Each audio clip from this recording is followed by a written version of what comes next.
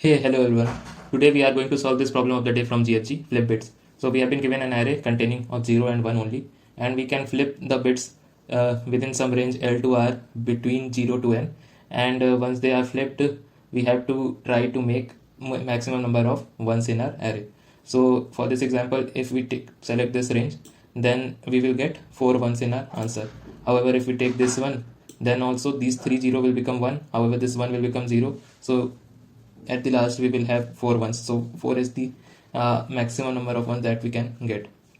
Now in this question and in this example, if we flip this part, then we will have only 5 ones.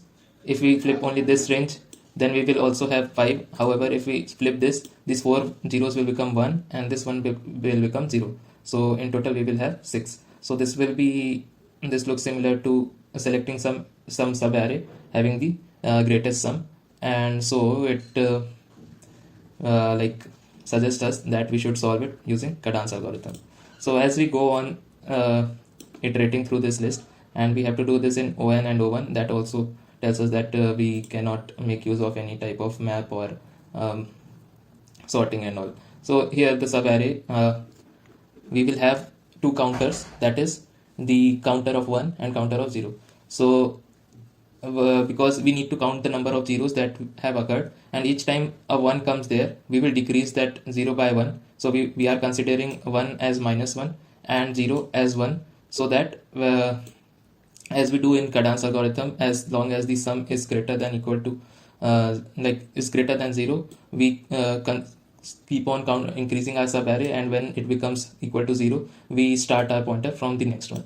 And we will also keep the track of the ones that have occurred, because at the end we have to count the number of ones in total. So we can have anti count for 0, then we can have a count for 1, so count for 1 also 0, and then we can have max of zeros.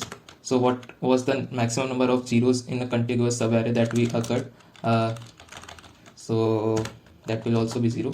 Now let's start by iterating through our list. So if the array element at the ith index is equal to 0, that means that we can flip it into 1. So we just increase our counter with 1. Now what if it is 1? So if it is 1, then it will decrease our this counter of 0 by 1, because the 1 will become 0, so it will not be included into our sum. So here what we can do is so first of all we will increase our counter 1 with 1, and we will decrease our counter 0 by 1. So we are also counting the 1. So suppose this is the array, so we started from here. The count is 1. Count of 1 is 1, then 0 becomes 1, 2.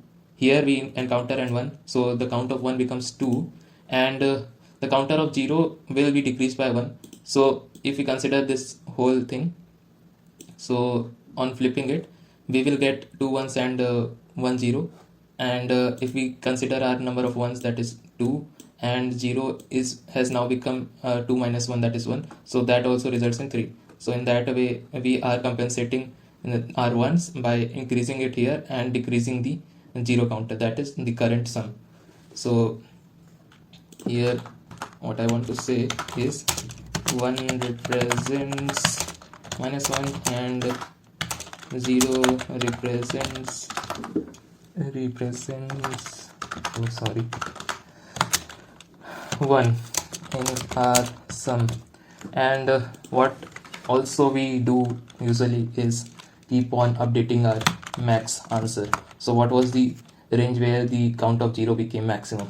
So here we will just make it like this, the count of 0, and compare it with the max of zeros. Now what if our counter of 0 becomes less than or equal to 0? So we do not need to consider the part before it. We can start our counter fresh. So if counter of 0 becomes less than 0, then we will reassign it to 0. So from the next index we will again start counting from 0, and finally the max of zeros tell us that how many number of zeros can be flipped, including the ones that were present inside between them. So we have negated the number of ones that occurred within that range, and then we have also counted the number of ones apart from that. So finally that makes our answer as max of 0 plus the counter of 1. Let's compile it and submit it. So this solution gets accepted, and this was all for today. Hope you like the solution. See you tomorrow.